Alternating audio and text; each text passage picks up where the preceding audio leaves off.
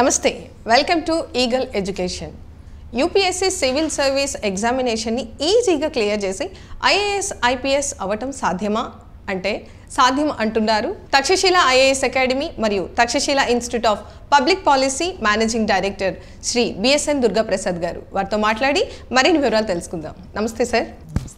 Sir, డిగ్రీతో పాటుగా integrated course civil service కోచింగ్లో ఏం చదవాలి, ఎలా చదవాలి, ఎంత చదవాలి అంటే ఏం చెప్తారు? ఇది మోస్ట్ కామన్గా అందరూ ఆలోచించింది ఏంటంటే, ఇంటర్మీడియట్ అవ్వగానే నేను సివిల్ సర్వీసెస్ ప్రిపేర్ అవ్వాలి కాబట్టి ఒక ఇన్స్టిట్యూట్లో జాయిన్ అయిపోవాలి, ఒక కోచింగ్ సెంటర్లో జాయిన్ అయిపోవాలని ఆలోచిస్తారు. కానీ డౌన్ ద లైన్ ఒక 3 ఏళ్ల పాటు మన ట్రాక్ ఎలా ఉంటుంది ఇవన్నీ ఆలోచించరు. వాళ్ళకి అవగాహన కోసం మీకు ఒక బ్రీఫ్ అవుట్లైన్ చెప్తాను.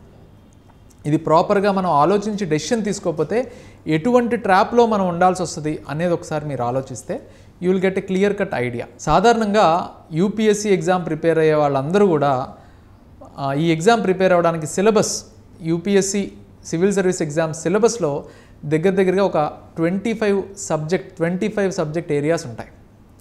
సో ఇన్ని ఏరియాస్ చదివితేనే ఎగ్జామ్ రాయడానికి మనకి ఎలిజిబిలిటీ కంప్లీట్గా ప్రిపేర్ అయినట్టు. అలాగే దాంతోపాటుగా నిరంతరం చేయాల్సింది కరెంట్ అఫైర్స్ అధ్యయనం. కరెంట్ అఫైర్స్ అనేది రెగ్యులర్గా ఫాలో అవుతూనే ఈ 25 సబ్జెక్ట్స్ ఖచ్చితంగా చదవాలి. ఫర్ ఎగ్జాంపుల్, డిగ్రీతో పాటు సివిల్ సర్వీసెస్ ప్రిపేర్ అవ్వాలి అనుకుంటే సెమిస్టర్ల డిగ్రీ 3 సంవత్సరాలు.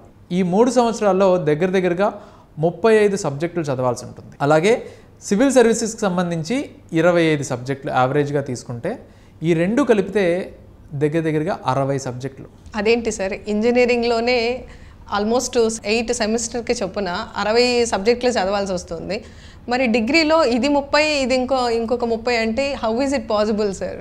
అదే ఇక్కడ స్టూడెంట్స్ అర్థం చేసుకోవాల్సింది ఏంటంటే, ఒక ఇంజనీరింగ్ గ్రాడ్యుయేటు 4 సంవత్సరాల్లో 8 సెమిస్టర్లో యావరేజ్గా 6 సబ్జెక్ట్స్ వేసుకున్న 48 + 48 to 55 సబ్జెక్ట్స్ లోపు కంప్లీట్ చేయాల్సి ఉంటుంది. అదే ఒక డిగ్రీ చదువుతూ సివిల్స్ చదవాలి అంటే ట్రెడిషనల్ వేలో అందరూ డిగ్రీతో పాటు సివిల్స్ అనే విధానంలో దగ్గరగా 55 నుంచి 60 సబ్జెక్టులు చదవాల్సి వస్తుంది. ఇది ప్రాక్టికల్లీ చాలా కాంప్లికేటెడ్ థింగ్. అందుకనే గవర్నమెంట్ ఇనిషియేట్ చేసినట్టుగా పబ్లిక్ పాలసీ విధానంలో we have designed a syllabus. Takshashila IAS అకాడమీలో ఈ పబ్లిక్ పాలసీ సిలబస్ని గమనిస్తే యూ హ్యావ్ ఈ మూడు సంవత్సరాల్లో ఆల్మోస్ట్ మనం అనుకున్న 35 సబ్జెక్ట్స్లోనే సివిల్ సర్వీసెస్లో ఉన్న ఈ 25 సబ్జెక్ట్స్ కూడా ఆ 35 సబ్జెక్ట్స్లో మనకి సరిపోతాయి. ఈ 25 వితిన్ దట్ 35 వచ్చేస్తాయి. కాబట్టి పిల్లలు కేవలం డిగ్రీ చదివితే చాలు, సివిల్ సర్వీసెస్ ప్రిపరేషన్ అందులోనే అయిపోతుంది. అది కాకుండా డిగ్రీ చదివి మళ్ళీ సివిల్స్ చదవాలి అని అనుకుంటే, లేదా డిగ్రీలో ఓన్లీ 1-2 సబ్జెక్టులు మ్యాచ్ అవుతున్నాయి, మిగతా అన్నీ సపరేట్గా చదవాలి అనుకుంటే, so for example degree subjects 35లో ఒక 10 మాత్రం సివిల్స్కి ఉపయోగపడతాయి, మిగతా 25 ఓన్లీ డిగ్రీ కోసం చేయాలనుకున్నా, సెపరేట్గా ఇంకొక 25 సివిల్స్ కోసం ఉన్నా, అంటే యావరేజ్గా 50 సబ్జెక్టులు. అంటే 3 సంవత్సరాల్లో సంవత్సరానికి 15 నుంచి 18 సబ్జెక్టులు, 3 సంవత్సరాల్లో 50 సబ్జెక్టులు కవర్ చేయాలి. ఇది ప్రాక్టికల్గా, సైకలాజికల్గా ఆ ఏజ్ మెచ్యూరిటీకి పిల్లల మీద మనం చాలా ఎక్కువ స్ట్రెస్ ఇస్తున్నట్టు.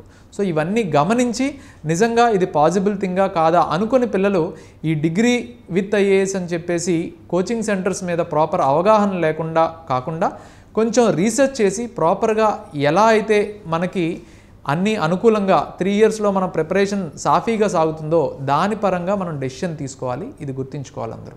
Yes sir. సార్, ఇన్ జనరల్గా డిగ్రీకి సెమిస్టర్కి సపరేట్గా చదవాలి, యూపీఎస్సీకి ఎగ్జామినేషన్కి సపరేట్గా చదవాలి. సో ఒక స్టూడెంట్కి అటు డిగ్రీ చదివి ఇటు యూపీఎస్సీ చదవటం అనేది చాలా బర్డెన్గాను స్ట్రెస్గాను ఫీల్ అవుతూ ఉంటారు. మరి ఇలాంటి సందర్భంలో మీరేం చెప్తారు? జనరల్గా ఏంటంటే, మార్కెటింగ్ అండ్ పబ్లిసిటీ చేసేవాళ్ళు డిగ్రీ చాలా ఈజీ అండి, సివిల్స్ ఎక్కువ కాన్సన్ట్రేట్ చేస్తాం, ఇలాంటి జస్టిఫికేషన్స్ చాలా ఇస్తారు. కానీ బట్ ప్రాక్టికల్గా మనం ఆలోచిస్తే జాయిన్ అవ్వక ముందు వేరు, జాయిన్ అయిన తర్వాత వేరు. సాధారణంగా ఈ డిగ్రీ సెపరేట్గా చదివే విధానంలో ఎలా ఉంటుందంటే, ఫర్ ఎగ్జాంపుల్ ఫస్ట్ ఇయర్ మనం గమనిద్దాం. డిగ్రీకి సంబంధించి ఒక 6 నుంచి 7 సబ్జెక్టులు ఉంటాయనుకోండి. అవి నవంబర్లో ప్రతి సంవత్సరం నవంబర్లో కానీ డిసెంబర్లో కానీ సెమిస్టర్ ఎగ్జామ్ జరుగుతుంది. ఫస్ట్ ఇయర్ అడ్మిషన్స్ లేట్ అవుతాయి, గవర్నమెంట్ స్టార్ట్ చేయడం లేట్గా స్టార్ట్ చేసి in the month of August September వరకు రీఓపెనింగ్ జరుగుతుంటాయి. First year joining of degree. అలా అయినప్పుడు ఆగస్ట్లో ఒకవేళ జాయిన్ అయితే ఆగస్టు సెప్టెంబర్ బేసిక్స్ చదివే లోపే నవంబర్లో సెమిస్టర్ ఉంటుంది. అంటే అక్టోబర్ నుంచి వీళ్ళు డిగ్రీ చదివే రేస్లో పడిపోతారు. ఎందుకంటే సెమిస్టర్ ఎగ్జామ్ ఒకవేళ సెమిస్టర్లో ఫెయిల్ అయితే క్వాలిఫికేషన్ బేసిక్ ఎలిజిబిలిటీ మిస్ అయిపోతాం, మళ్ళీ సప్లిమెంటరీ ఎగ్జామ్స్ రాయాల్సి, ఇలాంటి ప్రెషర్. అంటే కేవలం ఫస్ట్ ఒక 6 నెలల సెమిస్టర్లో 1-2 నెలల టైం మాత్రమే మనకు దొరుకుతుంది. సెకండ్ సెమిస్టర్కి వెళ్దాం. డిగ్రీ వేరుగా సివిల్స్ వేరుగా చదివే విధానంలో అయితే నవంబర్ ఆర్ డిసెంబర్లో ఎగ్జామ్స్ అయిపోయిన తర్వాత డిసెంబర్, జనవరి, ఫిబ్రవరి ఒకవేళ సివిల్స్ కొంత చదివినా మళ్ళీ ఏప్రిల్లో ఎగ్జామ్ ఉంటుంది. వీ నీడ్ టు మళ్ళీ మార్చి నుంచి సీరియస్గా డిగ్రీ ప్రిపరేషన్లోకి వెళ్ళిపోవాలి. అంటే మళ్ళీ దొరికేది 2-3 నెలలు మహా అయితే. సో ఇందులో డిగ్రీ ఏం చదువుతాం, సివిల్స్ ఏం చదువుతాం, దాని మీద ఎగ్జామ్స్ ఏం రాస్తాం. సో ఈ ప్రాసెస్ చాలా కాంప్లికేటెడ్ థింగ్. దానికోసం మన BA ఇన్ పబ్లిక్ పాలసీలో ఇక్కడ డిగ్రీకి వేరుగా సివిల్స్కి వేరుగా చదివే విధానం లేదు. కాబట్టి డిగ్రీకి చదివితేనే సివిల్ సర్వీసెస్ సిలబస్ చదువుతున్నట్టు. కాబట్టి కేవలం మీరు right from the first day ఏదైతే చదువుతున్నారో ప్రతిదీ కూడా కాంపిటేటివ్ ఎగ్జామ్స్కి ఉపయోగపడేదే. కాబట్టి అక్కడ స్ట్రెస్ తక్కువ ఉంటుంది. ఎగ్జామినేషన్స్కి రాసే వీకెండ్ ఎగ్జామ్స్ కావచ్చు, సెమిస్టర్కి కావాల్సిన ఇంటర్నల్ ఎగ్జామ్స్ కావచ్చు, అలాగే సెమిస్టర్ ఎగ్జామ్స్ కావచ్చు, ప్రతి రాసే ఈ 3 సంవత్సరాల్లో రాసే ప్రతి ఎగ్జామ్ కూడా రిలేటివ్లీ యూపీఎస్సీకే ఉపయోగపడుతుంది. డైవర్షన్స్ ఆర్ డీవియేషన్స్ ఉండవు. కాబట్టి ఈ BA పబ్లిక్ పాలసీ అనేది స్ట్రెస్ ఫ్రీగా ఎగ్జామ్స్ టెన్షన్స్ లేకుండా పిల్లలకి ఒక ప్రాపర్గా డిజైన్ చేసిన కరికులం ఇది. ఎస్ సార్ కాంపిటేటివ్ ఎగ్జామినేషన్స్కి ప్రిపేర్ అయ్యే వాళ్ళు షార్ట్ రన్లో కానివ్వండి, లాంగ్ రన్లో కానివ్వండి, వాళ్ళ యొక్క డే ప్లాన్ని ఏ విధంగా ప్రిపేర్ చేసుకోవాలంటారు? జనరల్గా అండి early morning times competitive exams prepare అయ్యేవాళ్ళు, సీరియస్గా నా గ్రాడ్యుయేషన్ అయిపోయింది అలా అనుకున్న వాళ్ళు ఎర్లీ మార్నింగ్ 4కో 5కో లేచి నైట్ డే 10 వరకు స్కెడ్యూల్ వేసుకుంటారు. అది ప్యూర్గా ప్రిపరేషన్లో ఉన్న వాళ్ళు ఆల్మోస్ట్ ఒక 13-14 అవర్స్ టైం తీస్తూ ఉంటారు జనరల్గా. కానీ ఇక్కడ అసలు డిగ్రీతో నేను ప్రిపేర్ అవుతాను అని స్టూడెంట్స్ ప్లాన్ చేసుకున్నదే స్ట్రెస్ తగ్గడానికి. రాత్రింపగళ్ళు చదవడం ఎందుకు, అందరూ డిగ్రీ అయిన తర్వాత వెళ్ళి కోచింగ్ సెంటర్లో పడి రోజంతా అదే పని చేస్తారు. నేను ఇంటర్మీడియట్ తర్వాత డిగ్రీ నుంచి అంటే 3-4 ఏళ్ల పాటు అదే పని చేస్తాను. సో ఇది అనుకున్నప్పుడు స్ట్రెస్ తగ్గాలి కదా. సో ఆ స్ట్రెస్ తగ్గే విధానంలో మనం ఎలా ఆలోచించాలి అంటే ఎర్లీ మార్నింగ్ టైమ్స్ ప్రిపరేషన్ అనేది సబ్జెక్టివ్గా చూసుకుంటే రిలేటివ్గా మనం వేరియస్ మోడల్స్ కంపేర్ చేసుకుంటే 9 to 5 అనేది కామన్ టైమింగ్స్. ఎవరికైనా క్లాసెస్ కాలేజ్ టైమ్స్ అనుకోండి, 9 to 5 కంపల్సరీ క్లాసెస్ వినాలి. ఆ క్లాస్ స్కెడ్యూల్ ఏముంటుందో ఆ కరికులం బేస్ చేసుకొని ఆ స్కెడ్యూల్ ఫాలో అవ్వాలి. అలాగే ఈవినింగ్ స్టడీ అవర్స్ ఒక 2 to 3 hours స్టడీ అవర్స్ ఉంటుంది. ఇది రిలేటివ్గా ఆల్మోస్ట్ ఒక స్టూడెంట్ లైఫ్లో బేస్ టైమింగ్స్. 9 to 5 ఒక 8 hours మధ్యలో లంచ్ బ్రేక్తో పాటు, అలాగే ఈవినింగ్ 5 to 7 ఒక 2 hours స్టడీ అవర్స్ అనమాట. యావరేజ్గా ఒక 10 to 11 hours ఇది ఐడియల్ టైం ఒక స్టూడెంట్ లైఫ్లో ఒక క్యాండిడేట్ మ్యాక్సిమం చేయగలిగేది ఇది. సో ఈ టైంని మనం డిజైన్ చేసుకుంటే, ఫర్ ఎగ్జాంపుల్ ప్రిపరేషన్కి కరెక్ట్గా వెళ్ళాలి అనుకుంటే 9 to 5 ఏదైతే క్లాస్ వర్క్ జరుగుతుందో దాన్ని రివిజన్ చేయడానికి, ఆ హోంవర్క్ చేయడానికి, ఆ సబ్జెక్ట్ని మళ్ళొక్కసారి ఫాలో చేయడానికే ఆ 2 hours టైం సరిపోతుంది. పిల్లలు హైపోథెటికల్గా ఎలా అంటే మార్నింగ్ డిగ్రీ చదివేస్తామో, మధ్యాహ్నం సివిల్స్ చదివేస్తామో, ఈవినింగ్ అన్నీ చదివేస్తామంటే మార్నింగ్ డిగ్రీ చదివి మధ్యాహ్నం సివిల్స్ చదివి స్టడీ అవర్లో ఏం చదువుతావు 2 hours టైంలో, తర్వాత న్యూస్ పేపర్ ఎప్పుడు చదువుతామో, అన్నిటికీ కావాల్సిన సివిల్ సర్వీసెస్ జనరల్ స్టడీస్ పక్కకు పెడితే అర్థమెటిక్ రీజనింగ్ రెగ్యులర్గా చేయాలి, ఇంగ్లీష్ కావాలి, ఇవన్నీ ఎప్పుడు చేస్తాం. ఒక డేని మేనేజ్ చేయడం చాలా చాలా కాంప్లికేటెడ్గా తయారైపోతుంది. సో ప్రాపర్గా ఆలోచించే ఒక పేరెంట్, అలాగే ప్రాపర్ గైడెన్స్ ఇచ్చేవాళ్ళు ఎవరైనా ఇవన్నీ ఆలోచిస్తే ఒక డే కరికులంలో, ఫర్ ఎగ్జాంపుల్ BA పబ్లిక్ పాలసీలో ఇక్కడ కరికులం ఎలా ఉంటుంది, 9 to 5 క్లాసెస్ ఉంటాయి. ఆ క్లాసెస్ మొత్తం అంతా ఈ డిగ్రీ సిలబస్సే UPSC సిలబస్. కాబట్టి ఆ కరికులంకి స్ట్రిక్ట్గా ఇంప్లిమెంట్ చేస్తూ ఆ 9 to 5 జరిగిన దాంట్లోనే homework, remaining work 2 to 3 hours of study అవర్లో కంప్లీట్ అవుతుంది. ఆ వర్క్లోనే ఆ డిగ్రీ సిలబస్లోనే ఈ 9 to 5లోనే ఎక్స్ట్రా కరికులర్స్ ఇంక్లూడ్ అవుతాయి. న్యూస్ పేపర్ చదవడానికి ఒక 1 hour ఇంక్లూడ్ అవుద్ది. సో యావరేజ్గా ఆ 8 to 10 hours పిల్లలకి డిగ్రీ విత్ IASలోనే UPSC సిలబస్సు, దానికి సంబంధించిన follow up revision platform, exams platform, extra curriculars platform అన్నీ ఈ 8 to 10 hours డిజైన్ చేయడం జరుగుతుంది. కామన్గా డిగ్రీ వేరుగా సివిల్స్ వేరుగా చేసే ప్లాట్ఫామ్లో ఇది చాలా కాంప్లికేటెడ్ అండ్ కష్టం అవుతుంది. పిల్లలకి ఇప్పుడున్న జనరేషన్కి ఇంకా కష్టమవుతుంది. Yes sir. సార్ ఇన్ జనరల్గా మనం చూస్తూ ఉన్నాము, ఈ ఇన్స్టిట్యూషన్స్లో కానివ్వండి, అకాడమీస్లో కానివ్వండి, డిగ్రీ సపరేట్గా క్లాసెస్ జరుగుతాయి, యూపీఎస్సీ క్లాసెస్ సపరేట్గా జరుగుతాయి. అవి చదివి ఇవి చదివి అంటే స్ట్రెస్ అవుతుంది. At the same time management, వాళ్ళ యొక్క లిమిటెడ్ టైంలో యూపీఎస్సీని క్లియర్ చేయాలి అంటే చాలా కష్టం అవుతుంది. దీని గురించి ఇలా రెండు సెపరేట్గా చదివేటటువంటి ఈ స్ట్రాటజీలో మీ యొక్క అభిప్రాయం ఏంటి? సాధారణంగా అండి ఈ ఆస్పిరేషన్ చేసే స్టూడెంట్స్లో ఇంటర్మీడియట్ స్థాయి నుంచి వచ్చే వాళ్ళు ఒక యావరేజ్ అభ్యర్థుల నుంచి ఎక్కువ మంది ఇటు టర్న్ అవ్వడానికి ట్రై చేస్తారు. ఎందుకంటే బాగా చదివే మెరిట్ స్టూడెంట్స్ వాళ్ళ వర్క్ అవర్స్, స్టడీ అవర్స్ ఎక్కువ ఉంటాయి కాబట్టి బాగా ఎక్స్ట్రీమ్గా బాగా చదివే వాళ్ళని పక్కన పెడదాం. మనం ఒక యావరేజ్ క్యాండిడేట్ని దృష్టిలో పెట్టుకొని మాట్లాడుకుంటే, ఒక యావరేజ్ క్యాండిడేట్ తన ఆలోచన ఏంటంటే, అందరూ స్పీడ్గా యూపీఎస్సీ 1 year కోచింగ్ తీసుకొని కొడతారు, నేను యావరేజ్ స్టూడెంట్ కాబట్టి నేను ఒక 3-4 years ఖచ్చితంగా అదే ప్లాట్ఫామ్ని బాగా చదివితే నేను కూడా ఆ కాంపిటీషన్ని మ్యాచ్ చేయడానికి ఈ ప్లాట్ఫామ్ నాకు ఉపయోగపడుద్ది, అందుకే నేను డిగ్రీ నుంచి ప్రిపేర్ అవుతాను అనే ఆశతో వస్తాడు. సో అలా ఆశతో వచ్చిన ఒక యావరేజ్ స్టూడెంటు రోజుకి ఎన్ని గంటలు కష్టపడగలడు? రోజుకి 8 to 10 hours is the ideal time of a student life. So ఈ స్టూడెంట్ లైఫ్లోనే మనకి సివిల్ సర్వీసెస్ ప్రిపరేషన్తో పాటు కోర్ట్స్ అంటారా, స్టడీ అవర్స్ అంటారా, ఎగ్జామ్స్ అంటారా, ఇవన్నీ కూడా రావాలి. అవి రాకుండా డిగ్రీ చెప్పేస్తాము, యూపీఎస్సీ చెప్పేస్తాము, న్యూస్ పేపర్ ఎక్స్ట్రా చెప్పేస్తాము, అర్థమెటిక్ రీజనింగ్ పొద్దున్న 8 o'clock నుంచి సాయంత్రం 10 వరకు టైం టేబుల్ వేస్తూ ఉంటే స్టూడెంట్ లైఫ్లో ఇది పాసిబులా? ఇంటర్మీడియట్ స్థాయిలోనో 10th class ఎగ్జామ్కో ఐఐటి ఎగ్జామ్కో ఫాస్ట్ ట్రాక్ పెట్టినట్టు ఈ ఎగ్జామ్కి ఇంత రిగరస్గా మార్నింగ్ 8 నుంచి నైట్ 10 వరకు టైం టేబుల్ వేసేసి పిల్లల్ని అలాగా ఉంచేయడం వల్ల మనకి క్వాలిటీ అవుట్పుట్ అనేది రాదు. వాళ్ళ స్టూడెంట్ లైఫ్లో చాలా మిస్ అవుతూ ఉంటారు. వాళ్ళకి క్వాలిటీ థాట్స్, బ్రాడ్ థింకింగ్ అలవాటు అవ్వదు. ఈ ఎగ్జామ్కి కావాల్సిన అనలిటికల్ థింకింగ్ డెవలప్ అవ్వదు. సో ఈ ఇన్పుట్స్ అన్నీ రావాలి అంటే పిల్లలకి స్ట్రెస్ తక్కువ ఉండాలి. ఆ లైఫ్ అనేది కరెక్ట్గా మనం ఒక ప్లాట్ఫామ్, ఒక కరికులం సెట్ చేసి వాళ్ళకి కావాల్సిన రిసోర్సెస్ అన్నీ ప్లాన్ చేసి ఇచ్చినప్పుడే ఈ ఎగ్జామ్కి మనం రైట్ డైరెక్షన్లో వాళ్ళని తీసుకెళ్తున్నట్టు వీలవుతుంది. ఎల్స్ పిల్లలు స్ట్రెస్కి లోన్ అవ్వడం కానీ, ఎగ్జామ్ స్ట్రెస్ కానీ, ఇటు డిగ్రీ ఎగ్జామ్స్ రాయాలి, ఇటు సివిల్స్ ప్రిపేర్ అవ్వాలి, ఆ సివిల్స్కి 3 సంవత్సరాలకి సరిపడా సిలబస్ అవుట్లైన్ ఉందా లేదా అనేది తెలియదు. సో కోచింగ్ సెంటర్స్ ఎలా చెప్తే అటు డీవియేట్ అవుతూ ఉండాలి. కొంతమందికి డిగ్రీ ఎగ్జామ్స్లో మంచి రిజల్ట్స్ వస్తుంది, కొంతమంది డిగ్రీ ఎగ్జామ్స్లో తక్కువ వస్తాయి, కానీ అందరికీ మళ్ళీ ఒకటే క్లాస్ ఉంటుంది.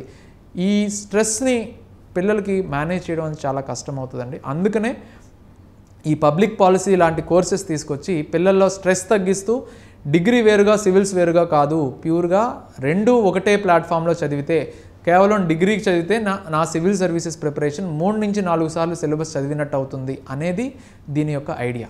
Yes sir. Sir UPSC civil service examination అనేది ఆల్ ఇండియా లెవెల్లో జరుగుతుంది. చాలామంది ఎపీర్ అవుతారు. ఎపీర్ అయినటువంటి వాళ్ళందరికీ కూడా ర్యాంక్ రావటం అనేది అసలు అసాధ్యం. మరి వీళ్ళకి ప్లాన్ బి అనేది ఉండదు సర్వసాధారణంగా.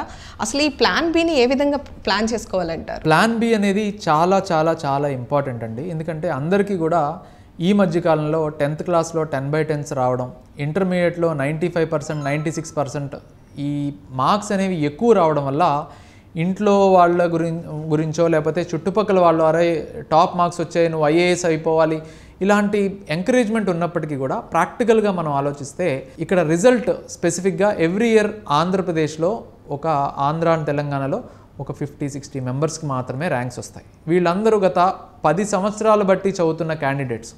సో ఈ ప్రాసెస్లో మనం ఫిట్ అవ్వాలి, మనం అక్కడికి వెళ్ళాలి అంటే యూట్యూబ్లో వీడియోస్ అన్నీ ఎలా ఉంటాయంటే, నేను అనుకున్నాను డూ ఆర్ డై సాధించుకునే వస్తాను, ఇలాంటివన్నీ యూట్యూబ్లోను వాట్సాప్ స్టేటస్లోనూ బాగుంటాయి. కానీ కెరియర్, లైఫ్, ఫ్యామిలీ ఇవన్నీ మనం మేనేజ్ చేసుకుంటూ ముందు ఒక ప్రాపర్ ప్లానింగ్ కాంపిటేటివ్ ఎగ్జామ్స్కి వేసుకుంటూనే ఆల్టర్నేటివ్గా కూడా నా లైఫ్ గోల్ అనేది పబ్లిక్ సర్వీస్ అయితే నాట్ ఓన్లీ సివిల్ సర్వీసెస్, డైరెక్ట్గానో ఇండైరెక్ట్గానో గవర్నమెంట్లో వర్క్ చేయడానికి మార్గాలు వెతుక్కునేటట్టుగా ఉండాలి.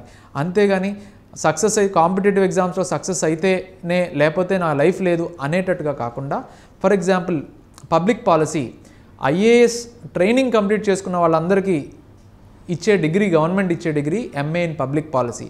ఆ డిగ్రీ ఎందుకు ఇస్తుంది అంటే ఆ పబ్లిక్ పాలసీలో గవర్నమెంట్ వాళ్ళకి ట్రైన్ చేసేది ఒక పాలసీ ఎలా తయారు చేయాలి, ఒక అగ్రికల్చర్ పాలసీ ఏంటి, హెల్త్ పాలసీ ఏంటి, ఇరిగేషన్కి ఒక పాలసీ ఏంటి, ఈ స్టేట్లో ఉన్న ప్రతి డిపార్ట్మెంటు వేరియస్ గవర్నమెంట్ పరిపాలించడానికి సంబంధించి ఆ పాలసీస్ తయారు చేస్తారు.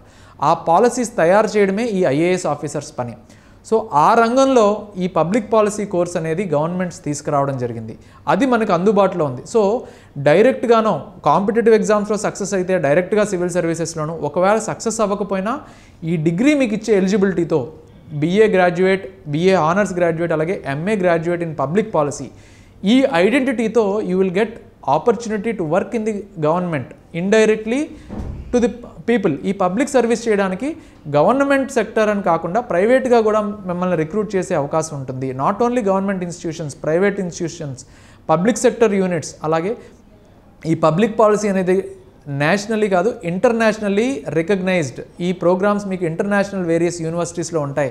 అక్కడి నుంచి మీరు ఇంటర్నేషనల్ ఆర్గనైజేషన్స్లో వర్క్ చేయడానికి వెళ్ళొచ్చు. అంత ఇంపార్టెన్స్ ఉన్న కోర్సు ఈ పబ్లిక్ పాలసీ.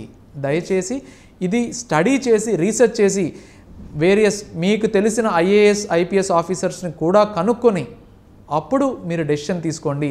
కేవలం అడ్వర్టైజ్మెంట్స్, కోచింగ్ సెంటర్స్ చూపించే మ్యాజిక్లో ఇది అవ్వకండి. అన్ని కోచింగ్ సెంటర్స్ కాదు, కొన్ని కోచింగ్ సెంటర్స్ జెన్యూన్గా చెప్తాయి. సో మీరు రీసెర్చ్ చేస్తేనే మీకు right guidance and right choice దొరుకుతుంది. Yes sir. సరే, ఇంతకు ముందు ఏ అమ్మాయినైనా ఏ అబ్బాయినైనా అడిగితే డాక్టరో ఇంజనీరో అవ్వాలి అని చెప్తూ ఉంటారు. కానీ ఈ మధ్యకాలంలో అందరూ కూడా IAS IPS సివిల్ సర్వెంట్స్ అవ్వాలని అంటున్నారు.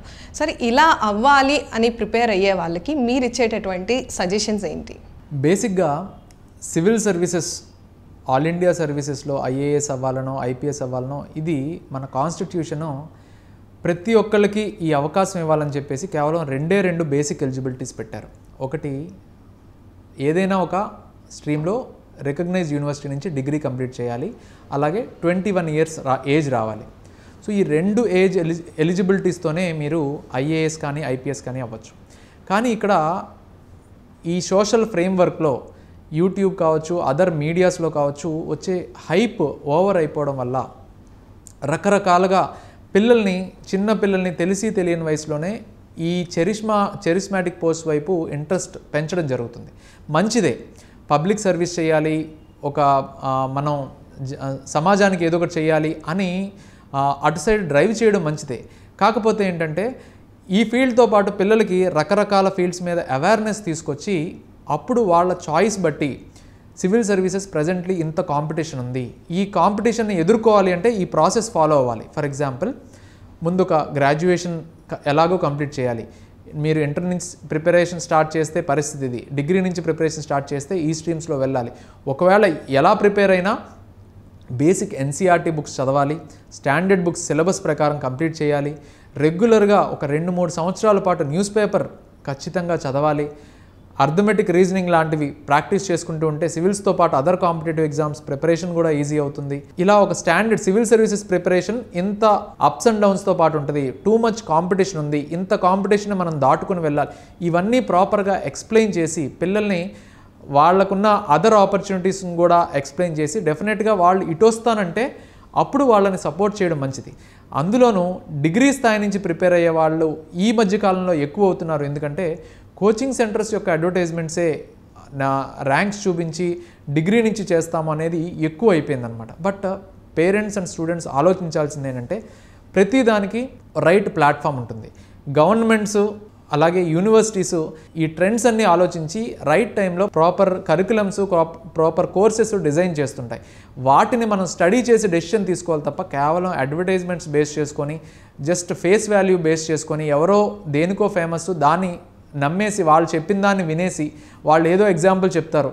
ఓన్లీ డిస్టెన్స్ ఎడ్యుకేషన్ చేస్తూ కూడా IAS అయిపోయిన వాళ్ళు ఉన్నారు, మీరు కూడా ఈజీగా అయిపోవచ్చు. లేదా మా దగ్గర కోచింగ్ తీసుకుంటే ఈ 3 ఏళ్ళు చదివితే ఖచ్చితంగా ర్యాంక్ వచ్చేస్తుంది. ఇలా రకరకాల ఇవి చేస్తూ ఉంటారు. ఇంజనీరింగ్ చేస్తూనే కాదు, ఓన్లీ ఇంటి దగ్గర కూర్చొని డిస్టెన్స్ ఎడ్యుకేషన్ చేసి ఇలా లాట్ ఆఫ్ లిమిటెడ్ ఎగ్జాంపుల్స్ చూపించి చాలామందిని మెస్మరైజ్ చేస్తుంటారు. ఇవన్నీ పక్కకు పెడితే ఆశ ఉండటం తప్పులేదు, బట్ మన స్టాండర్డ్ ఏంటి, ఇది ఒక టైలర్ మేడ్. మన స్టాండర్డ్ ఏంటి, మన ఎడ్యుకేషన్ ఏంటి, మనకున్న స్కిల్ సెట్ ఏంటి, ఇవన్నీ మనం స్టడీ మనం అర్థం చేసుకొని అసెస్మెంట్ చేసుకొని మనం ఆ కాంపిటీషన్ స్థాయికి వెళ్ళాలి అంటే మనం ఏం డెవలప్ చేసుకోవాలి, సబ్జెక్ట్ ఇంప్రూవ్ చేసుకోవాలా, స్కిల్ సెట్ ఇంప్రూవ్ చేసుకోవాలా, కరెంట్ అఫైర్స్ సోషల్ ఇష్యూస్ గురించి జనరల్ నాలెడ్జ్ పెంచుకోవాలా, answer rating on par with other aspirants improve చేసుకోవాలా. ఇలా ఇంప్రూవ్ చేసుకోవాలంటే ఎంత టైం పడుతుంది, ఇవన్నీ బేరీజు వేసుకొని బ్యాలెన్స్డ్గా మన ప్లాన్ అనేది మనం ప్రిపేర్ అవ్వాలి. అంతేగాని వాళ్ళకి సంవత్సరం పట్టింది కదా నాకు సంవత్సరంలో అయిపోద్దని ఓవర్ ఎక్స్పెక్టేషన్స్తో ఎవరికో ఏదో అయిపోయింది, వాళ్ళు ఫస్ట్ అటెంప్ట్లో కొట్టేశారు, వాళ్ళు 6 నెలల్లో చదివి కొట్టేసి, ఇలాంటి ఎగ్జాంపుల్స్ చూసి మీరు మాత్రం ప్రిపరేషన్లోకి దిగొద్దు. దిగేటప్పుడు proper plan, correct guidance, correct ఫ్రేమ్వర్క్తో దిగితే సక్సెస్ అవ్వడానికి ఛాన్సెస్ ఉంటాయి. అలాగే మీ బ్యాకప్ ప్లాన్స్ కూడా వర్కౌట్ అవుతాయి. సార్, రూరల్ ఏరియాస్ నుంచి ఈ మధ్యకాలంలో ఎక్కువ మంది ఇక్కడ అర్బన్కి వచ్చి అకాడమీస్లో జాయిన్ అవుతూ ఉన్నారు.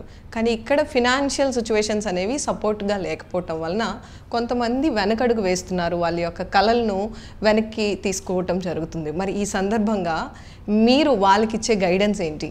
తక్షశిల ఐఏఎస్ అకాడమీ తరపున ఆచార్య నాగార్జున యూనివర్సిటీ కావచ్చు, మారిస్టెల్లా కాలేజ్లో కావచ్చు, డిగ్రీ నుంచి సివిల్స్ ప్రిపేర్ అయ్యే programme BA in public policy.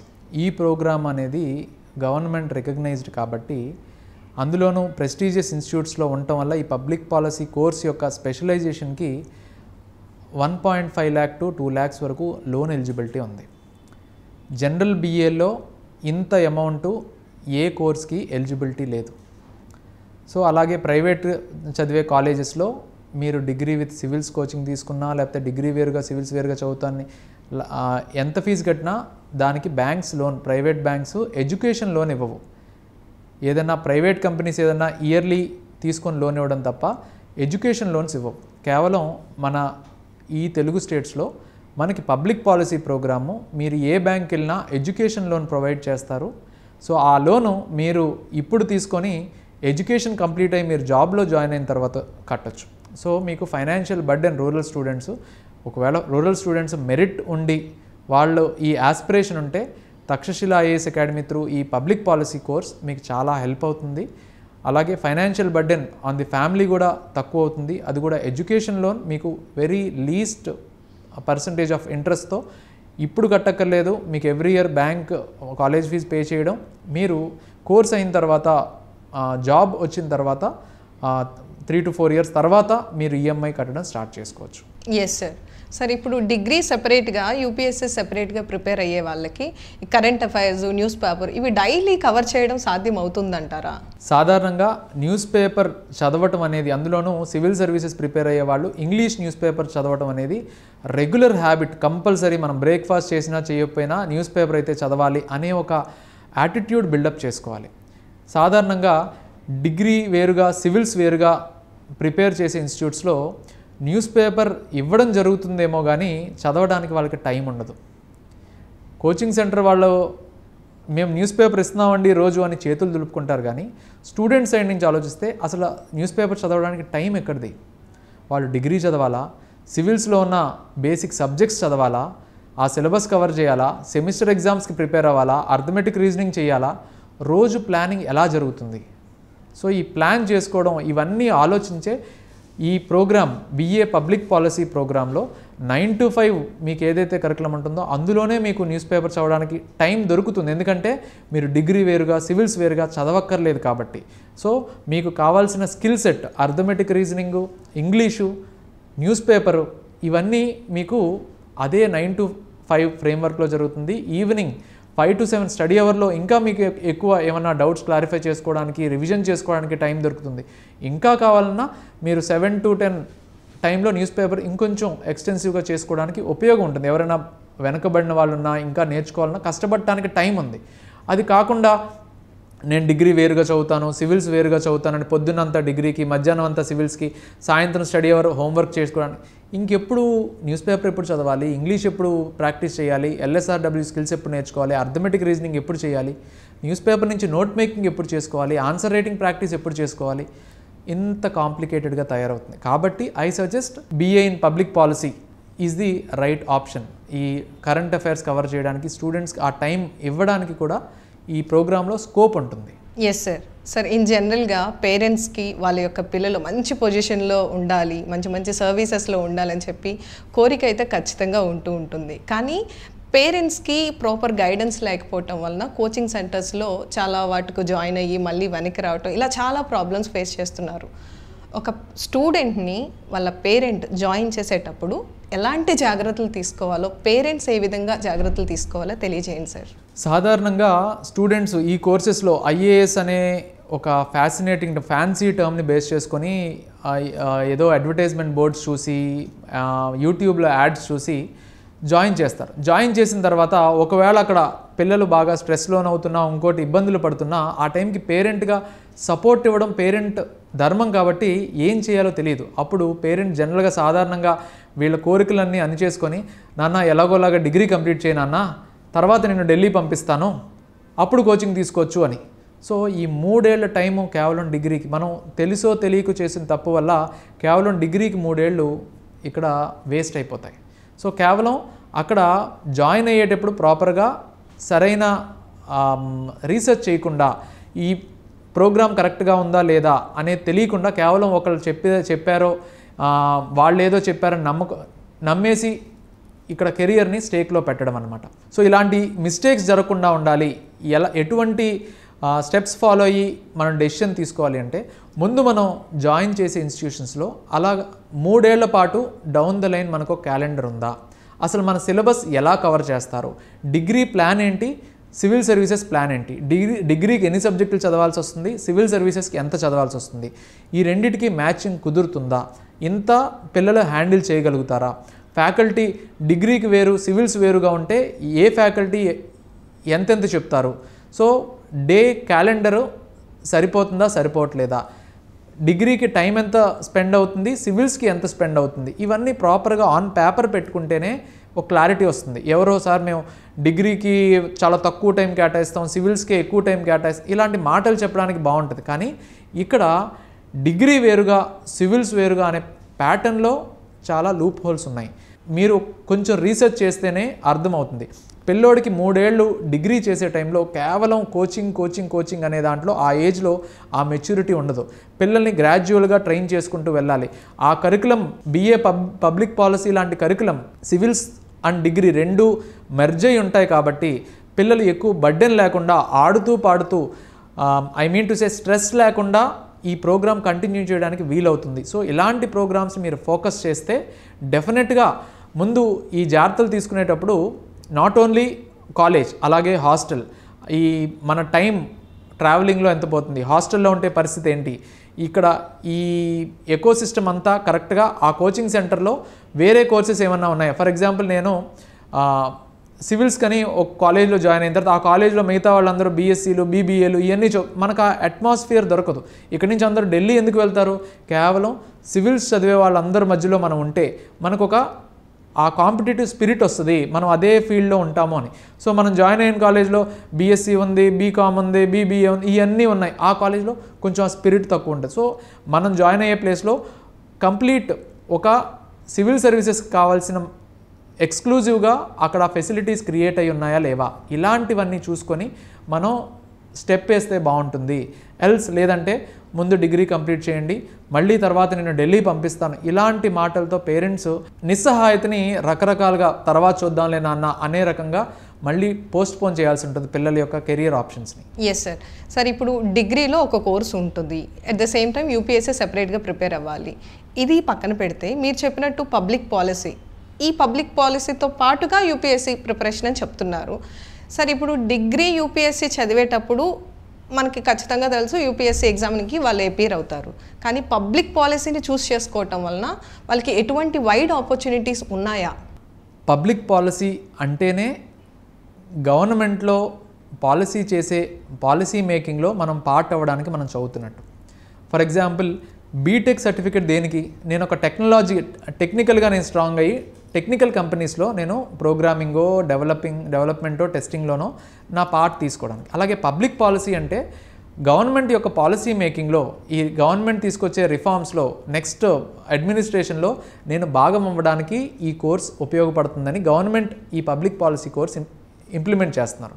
So కాకపోతే ఇది ఒక ప్రీమియర్ కోర్స్ కాబట్టి బేసిక్గా యూనివర్సిటీస్లోను అటానమస్ ఇన్స్టిట్యూట్స్లో మాత్రమే అందుబాటులో ఉంది.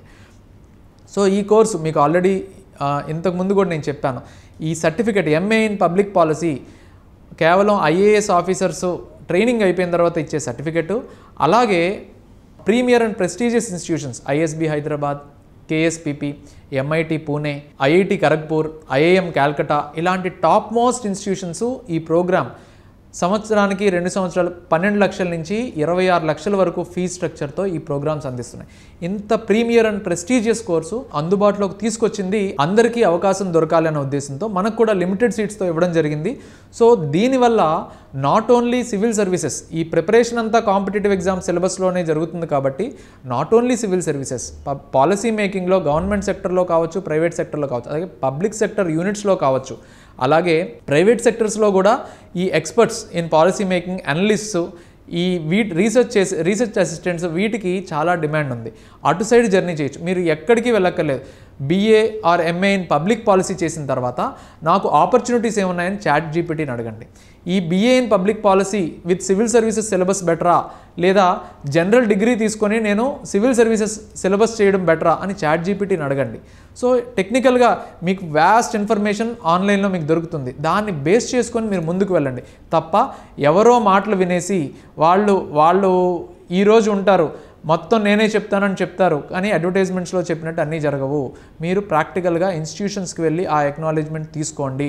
ఎవరు ఎన్ని సబ్జెక్ట్స్ చెప్తారు, ఎవరు స్టూడెంట్స్కి రెగ్యులర్గా క్లాసెస్ తీసుకుంటారు, ఎవరు అందుబాటులో ఉంటారు, ఇవన్నీ తీసుకొని డెసిషన్ తీసుకోవాలి.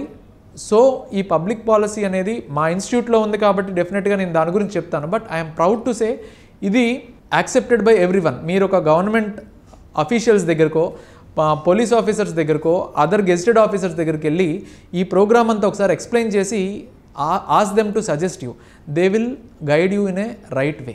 చూశారు కదండి, యూపీఎస్సీ సివిల్ సర్వీస్ని ఈజీగా క్లియర్ చేసి ఐఏఎస్, ఐపీఎస్ పబ్లిక్ పాలసీ ద్వారా మీరు అవ్వచ్చు. చక్కటి గైడెన్స్ అందించారు బిఎస్ఎన్ దుర్గాప్రసాద్ గారు. ధన్యవాదాలు sir. Thank you. Like and subscribe Eagle Media Works.